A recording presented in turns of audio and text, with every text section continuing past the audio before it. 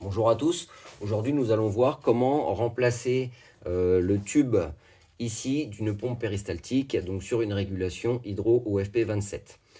Pour commencer, ce que nous allons faire, si la régulation est en marche, c'est que nous allons la mettre en stand-by afin d'éviter que tout produit soit injecté au moment du remplacement du tube. Donc pour ça, on appuie simplement sur le petit bouton vert ici pour qu'il passe au rouge, ainsi la machine est en stand-by. Ensuite, ce qu'on va faire, c'est qu'on va démonter le petit bouchon, on va le dévisser ici pour pouvoir enlever les tubes.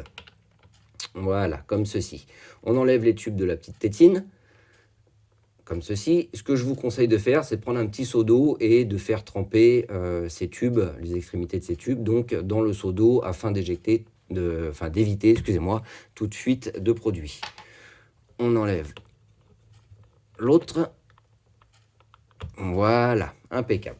Ensuite, ce qu'on va faire, c'est qu'on va enlever le petit cache ici. Donc, il y a une petite vis que moi j'ai déjà pré-dévissée. Donc, à l'aide d'un petit tournevis cruciforme ou plat, peu importe, on dévisse le capot et on enlève le cache afin d'accéder directement au tube et au rotor.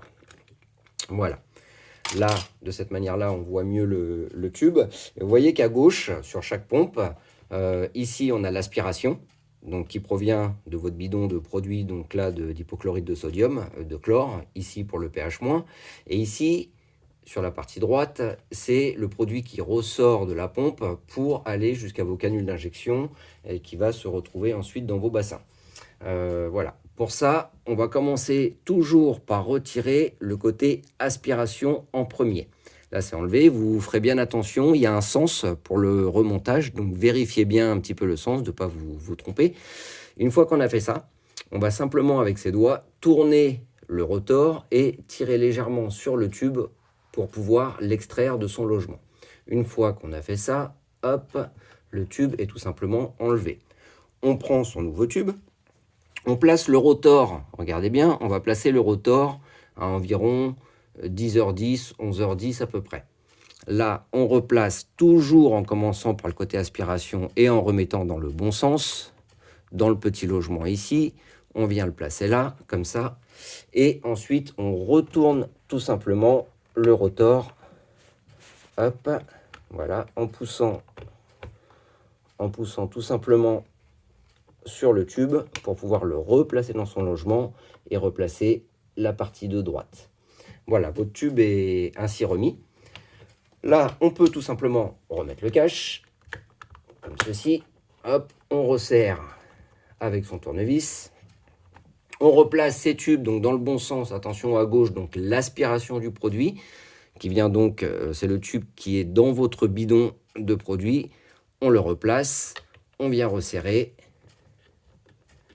comme ceci. On fait la même chose avec la sortie du produit, donc à droite de la pompe. Hop, comme ceci.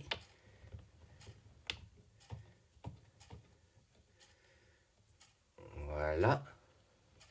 On sort ensuite du mode stand-by. On appuie sur le chiffre du redox.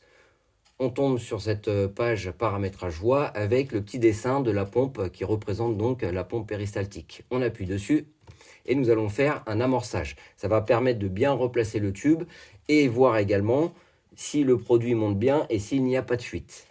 On appuie dessus, la pompe se met en route, votre tube est bien replacé. À partir de ce moment-là, vous regardez bien votre produit, si ça passe bien. S'il y a une fuite, alors soit c'est mal resserré ici, soit ce que je vous conseille de faire dans ce cas-là, c'est de redévisser, d'enlever votre tube et de couper un petit bout en fait et de le replacer. Et ainsi votre tube de pompe péristaltique est remplacé. Merci à vous, bonne journée.